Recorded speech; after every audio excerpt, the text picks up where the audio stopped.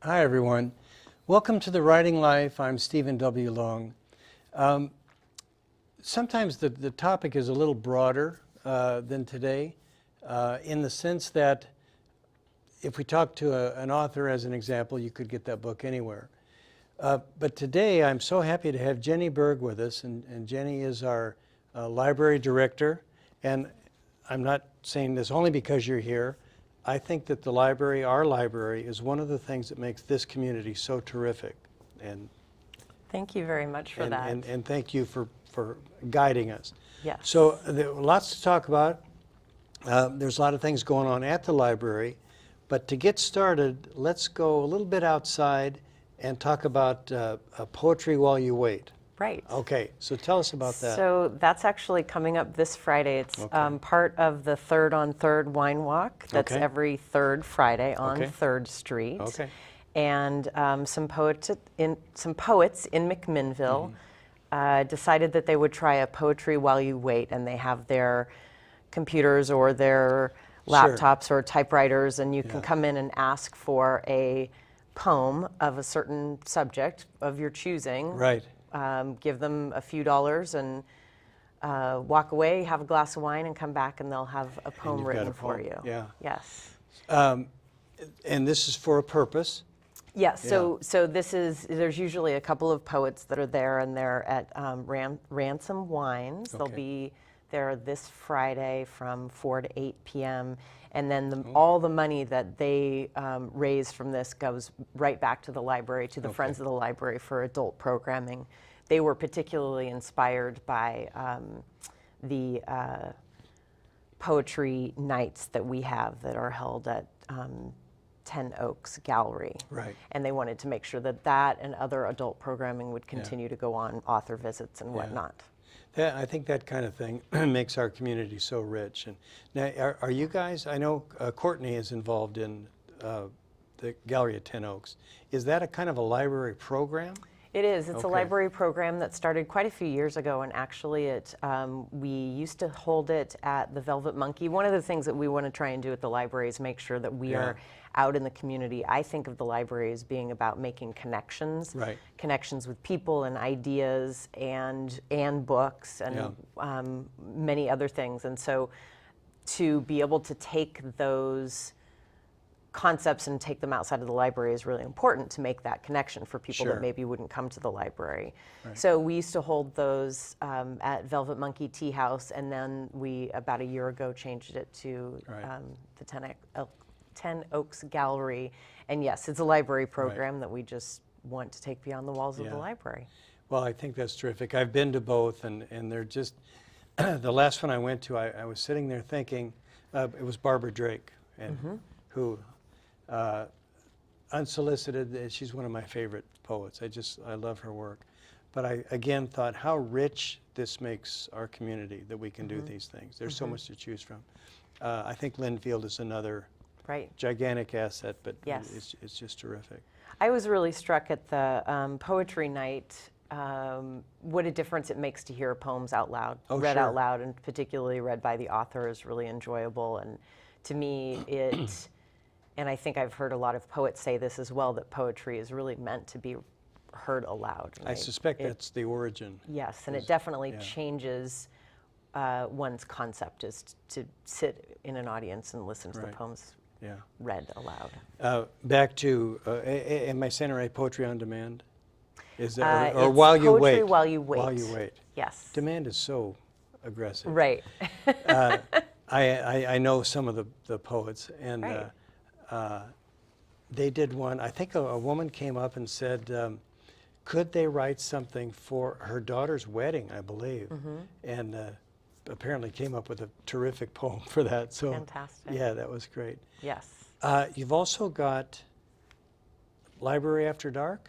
Right. So we actually this month, we have had 2 Library After Dark programs, and they are both on writing. One was last Friday, and it was people were offered prompts and then given 15 minutes to write and then read some of that. The next one we have is coming on November 30th, and it is held on a Friday night after the library closes, hence Library After Dark. So it's at 6 p.m. and this will be an open mic for a chance for people who have participated in NaNoWriMo, the National Novel Writing Month, to read part of the work that they've done over the month. So it's not like open to everybody. You need to have participated in that. No, not at all. Okay. I mean, anyone could come that is interested in listening to other people, and I think that it would be a perfectly, the idea is to read something that you've written during the NaNoWriMo month. Okay. However, I don't think anybody's going to stop people if they want to read something that they wrote back in March or the literary a few police. years ago. No, we don't have those really at the library. I know Maggie Stuckey made a presentation, I think, and that's right. It's not really, because her arena is nonfiction, it's really different, but the coincidence was that she did it at the same time. Yes, we definitely have been focusing on writing at the library this month. Okay. Sure. Now, in the past, you've had, I may say this wrong, but a featured author or a book or something, and I think isn't the book made available and then people can come hear the author? Is that part of the... Right. Okay. So for about 10 plus years, the McMinnville Public Library and Linfield Nicholson Library and Third Street Books partnered to bring Mac Reads to McMinnville. Yeah. And in that process, we would have, for the month, whatever month that author was coming to, we would have the books available, and we'd have various book talks and other programs surrounding the book. Oh, okay. So it was more than just that one. Yes. Yeah. Yes. So the Friends of the Library provided books to be handed out in the community, and then we also had lots of books available for checkout at the library. Linfield had the books, and Third Street Books had those books as well. Yeah. So it was a community reads of sorts. The difference being that we wanted to do something where the author could actually come and then give a presentation. Okay, and it sounds like that was a springboard then for like peripheral conversations or what? Right. Okay. And anyway, so it went on for about 10 years, and then we decided that we would, we actually kind of wanted to branch out into other things in terms of other littler authors, not putting all of our eggs in one basket about having this one big author to come, but instead have littler author, I don't want to say littler authors, but smaller programs, but more often. And so we've done that for a few years, while occasionally bringing back the Mac Reads concept. Okay. What else is cooking?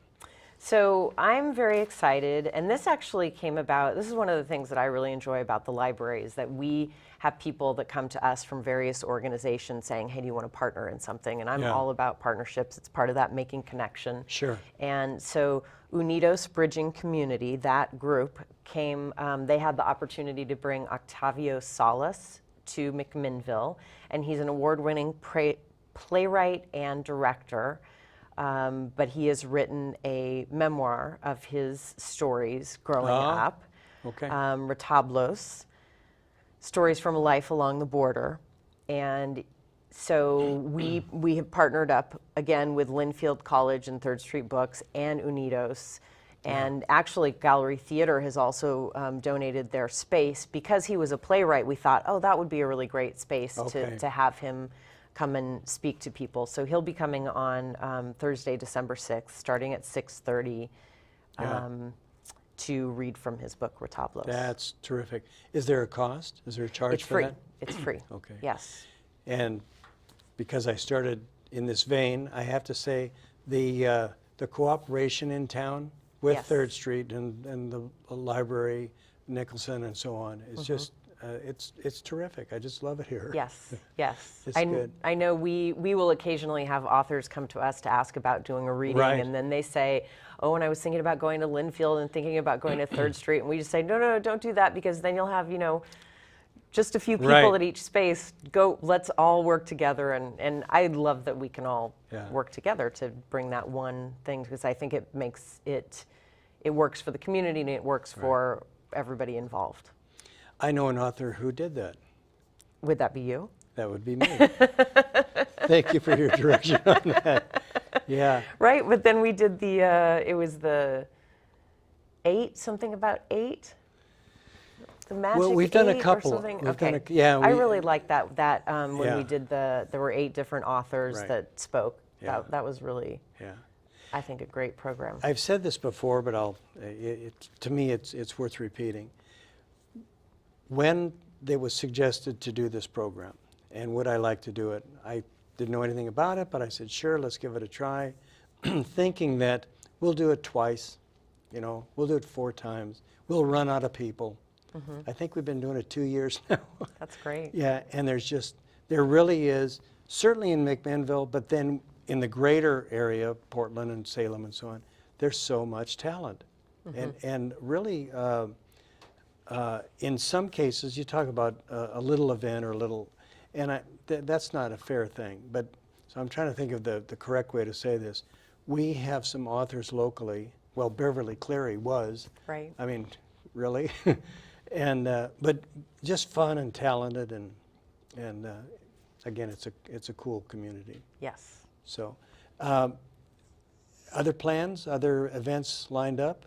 I've got lots of other events lined up, not necessarily to do with writing, but I always like to talk about them. Okay, so what a segue, because I really wanted to talk to you about the library in general, so maybe this is a chance to do Right, that. yeah. Well, one of my favorite programs that we do every year is coming up, and that's the Kids Craft Fair. It Right. happens the Tuesday after Thanksgiving. We offer the kids that long Thanksgiving weekend to finish up on their crafts. This is close. They Yeah. have to actually bring their crafts when they sign up to enter. They have to bring their crafts to show that they're of a certain quality, but also so that there's not too many, that we don't have 5 people trying to sell marshmallow reindeers or something like Right, that. right. And so This is a commercial thing as well? Yes, Okay. it is. So the kids make all of their crafts, Okay. and then on Tuesday, like I said, the Tuesday after Thanksgiving, starting at 5, they're open for business, and we have, I think,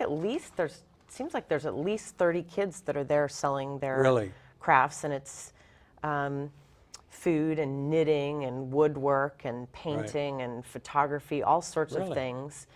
For very, very reasonable prices. Yeah. And you come in and you can buy your Christmas gifts there. I suspect there's some upper age limit? It's up to age 18. Okay. And although it's already full this year, It is, so okay. in terms of kids wanting to do it, but it's more now it's about, Yeah. hey, come and buy various crafts. One of the things that I have really enjoyed about working at the library, I was never really involved in the children's services side of things. Okay. When I became the library director, I realized that I really needed to learn much more about that, because that's a huge part of what the library does. course. And every time I learn about not just what the children's room is doing, but why, I am just fascinated by Oh. that. So this isn't about kids making crafts and selling them. It's about them planning, time management, marketing. How do you work with somebody that wants to come up and buy something from you? How do you manage your money? How do you make change? All of those things, realizing that, Yeah. oh, that's what goes into it. And the kids are learning all of Yeah. those things as they're making their marshmallow reindeer or what have you. Yeah, knowing that we were going to talk and thinking about what the topics, there is a meme or Right. photograph, something, going around on Facebook that I see occasionally, and it's something like, do we really need libraries anymore? And of course the answer is yes, and so it shows a library, and there are arrows pointing to the various rooms and the things that are Yes. going on. And one of the things is it's a meeting place. Right. It's a community, and it's boy, talk about education. That's Right. that's maybe not what the first thing that comes to your mind, but great exposure. Well, and again, that's why I talk about connection. Right. That the meeting, it's the meeting place, it's Yeah. the meeting space, but it's one of the few places in the community where all walks of life Sure. can go and do go, and spend time there without having to engage in commerce of any kind. Right. And that's a really unique thing in this day and age. Well, it is, and it's a blessing. What has the technological shift done for you, to you? Are things different? I mean, you don't have a card catalog. Right. Yeah. Well, I was just helping somebody today, and she was looking for a particular title, and then I said, well, we've got it in regular print. Yeah. Like we used to have to do, buy the book. We had to buy the book. Right. And then large print's gotten really popular. So maybe we have to buy the book in large print now. And then we have to buy the book as a downloadable ebook. And then we have to buy the book as a downloadable audiobook and as a book on CD. And then if it's a really popular book, we have to buy the movie as well. Really? And so it's, I would say, technology is any, at some point in time, the typewriter was technology, Sure. right? So all of those things are just technological advances that Right. have, there's one way it's impacted us is while we have to buy 5 different, Financially. we have to buy 5 different types of material, our budget hasn't increased 5 times. When I asked the question, I thought it was going to go a really different direction. Right. And what I was thinking was, oh, I have to learn how to do this. I never thought about the money. That you hugely, had. yeah. That now it's like your inventory is multiplying, even though the titles aren't. Right. But you have to have these different formats. Right, Is because that- people, Yeah. different formats. And then, there's definitely a learning curve, of course. Yeah. That's a huge one that, thankfully, we have great staff at the library that, because they're involved in it daily, that, this happens to me less because I'm not in the public desk as often, although it still Right. does happen, but I'm sure it still happens, where a library staff person will find something online and somebody else will say, well, I searched it all over. How did you find that? It's, well, we do this every day, 6-8 hours a day. You get versed in certain things. Sure. And you just kind of, if you have this little, if knowledge comes just incrementally every day, it seems less burdensome. So I've Right. got some really great, very Yeah. technologically savvy staff who are very able and willing to help people, which is really great. I'm going to have to come by because I am not. Yes. Yeah, anybody with a e-reader or Right. wanting to check out downloadable audiobooks, definitely come by Yeah. and we'll give you a quick tutorial about how to do it. Okay. I was so excited the other day. I was at the airport, and I happened to, I heard the word library, and so I started eavesdropping Right. with the people sitting a couple seats away from me, and they were talking about downloadable ebooks, and the man was telling the woman that he'd got his ebooks from the library, and she was saying, well, how did you do that? And Yeah. I was just so tickled Yeah. with that eavesdropping that he was telling, one library person was telling somebody else, this is how you Yeah. need to do it. I did that.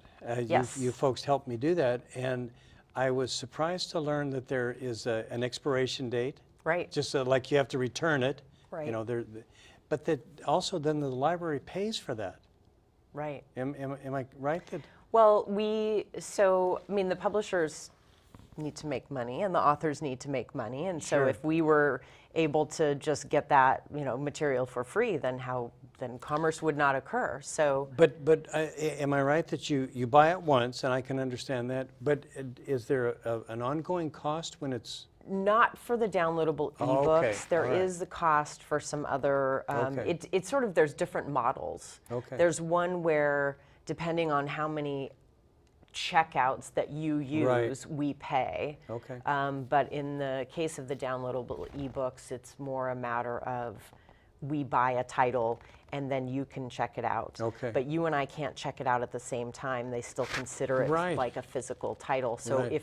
if we want to both check it out, then 2 copies need to be had, or you need to return yours and then I get mine. Right. And that's really just about, well, how how are we going to monetize this, Yeah. basically? Because otherwise, we could buy one copy of something and lend Sure. it to 500 people, and, Right.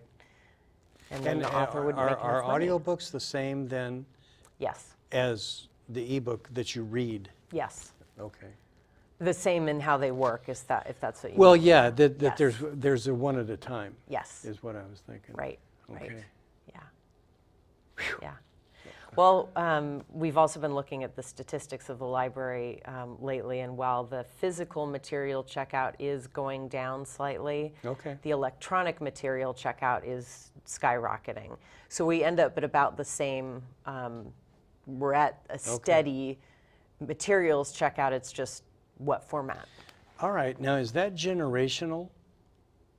I don't, no, I don't think so at all. I That, mean, to we me, have that's a- it's encouraging that it's not. But go ahead and. I think that a lot of people, when their eyesight starts failing, it's the ebook is a great way to, you can easily expand the text. And so I Sure. think people of all ages like that. I think also people that do a lot of reading, which is not necessarily younger people, Right. like the compactness of an e-reader. Right. So I would say, and I would say it's probably more older people that are actually buying and using e-readers to read for pleasure. I think students are definitely using electronic methods, but Yeah. different. Yeah. Not necessarily checking out the latest Robert Parker for It- their it's- e-reader. When we talk about it, it makes sense. But initially, it seems counterintuitive that young people have electronics and us old people have books. Right. Having said that, my kids and grandkids prefer physical books. Yeah. And I've even had the little ones who were at the time probably 9 or 10 years old say, well, Grandpa, I like the way they smell. So, I mean, there's something tactile Yes. or sensory about a real book. Definitely. And on the other hand, I think that I'm correct that in fiction anyway, books are being written solely to be distributed on electronic media because you can select your own ending, or there'll be a link. If the murder took place at the foot of Kilimanjaro, but you don't know where that is, you can touch on that and it takes you somewhere else, and now you can learn about that. Well, so you certainly couldn't do that in a physical book. Right. So I think terrific that they're both available. Yes. Yeah. Yeah. Yeah. What else? I know you do lots of stuff. Well, I was going to ask you, how big is your staff? Because you talked about them. Right. We have, I think, 22 people on staff Really? right now. A lot of part-time staff people, because we're open evenings and weekends, and Right. it often requires part-time You- staff you just in couldn't order do to it. do that. Yeah. Then are there folks that are either by preference or by training in a particular area? Because again, you talked about the kids and that program or programs. Do they have an affinity for that, or? Definitely. Okay. Definitely. Yes. Yeah. Yes. I think you want to definitely be interested in working with kids, Right. and interested in children's literature and books for various ages. And I feel like we have a staff that they have their different fortes, and one of the things that we offer is story times. Okay. Tuesday, Wednesday, Thursday, and they're for babies, toddlers, and preschoolers, and just how you serve that age group. Right. Take some specific skills and specific knowledge about what works best for those Yeah. different age groups. So, kind of moving up in age, is the term reference librarian, is that valid? Do we still say that? Yes, definitely. Okay. We still say that, although I know before I worked in libraries, I didn't really have much of an idea about what a reference librarian was, and Okay. we are trying to, we call it an information desk instead of a reference desk, because I think Okay. a lot of people don't know what that Yeah. means. But yes, we have reference librarians, and the reference librarians that we have that are working upstairs at the information desk, they all have sort of their different their interests, their different Really? interests. So I Okay. have somebody who works with teens specifically and does teen programming and purchases the books for teens. We have a really great Spanish-speaking librarian. We have quite a few great Spanish-speaking librarians, but this particular one, she is really doing a lot of outreach to the Latino community. Okay. And let's see, there's others with their specific skill sets. I was thinking about, and I needed some help. Wanted to write something about the 20s and didn't know exactly where to go for information. And it was whether they were faking it or just really sharp, but the person I talked to seemed to sort of intuitively know right where to go and gave me a list of things that look at this for this, and then, but you know, and I don't know how you can't know all that. You can't have memorized all those books. Okay. Right. No, not memorized all the books. We don't Yeah. know the information, but we Right. know how to find the information. Okay. And that's the age we live in. I think that, you know, teachers have said, as an example, calculators are now kind of okay in math class. Right. Because you're always going to have, the feeling is you'll always have that. Right. And gosh, it was, I don't know if it was Bill Gates or somebody said, we don't need to know the things, we need to know how to look them up. And we have Right. the tools now to do that. Right. Okay. You and I talked, I don't know if you remember, a long time ago, I interviewed you for a podcast. Does that ring a bell? It does ring a Okay. bell. Okay. And I was sitting in my car in a parking lot in outside of a hospital in Las Vegas. Yes. And I thought, wow, what a world we live in, because Yes. obviously you were here. But at the time, you and I talked about reading, and in fact, you talked about reading now. And you said you don't get to read much for pleasure. Has that changed at all? I would say I don't get to read for pleasure as much as I would like. Okay. Who does? Right, right. Well, some people do, Yeah. people that don't care to read that much. I get- But yes, so I do get to read for Yeah. pleasure, but it's, I would like to do that much Okay. more than I can, which I think that a lot of Yeah. people that enjoy reading that would be the case. I- Yes, we've created a world where it's harder to carve out that time. It is, I hear about people in some circumstance that I don't have, starting a book and just not putting it down. And while I'd like to do that, it's you also have to eat, so Right. so we work on that. But I like to eat and read at the same time. Yeah. It's one of my favorite pastimes. Multitask. Yeah. Right. So, well, Jenny, that's just terrific, and I'm so glad we kind of been working on this a while to have you come by, and I'm glad Right. you could. Yeah, thank you very so much. much. I All right. enjoyed it. Yeah. Anything else before we go? Come to the craft fair. Okay, we will. All Okay. right. Thank you. Thanks. Thanks, everybody. That's if you're outside of McMinnville, it's not really that great of a place. So just know it's terrific. We just love it here, and this is one of the reasons. So I'm Stephen W. Long. If you care to contact me, stephenwlong.com or MCM Studios, and I'll just see you next time on The Writing Life. Thanks, and thank you.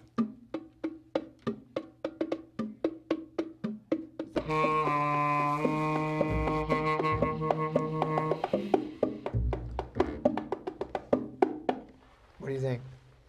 We done?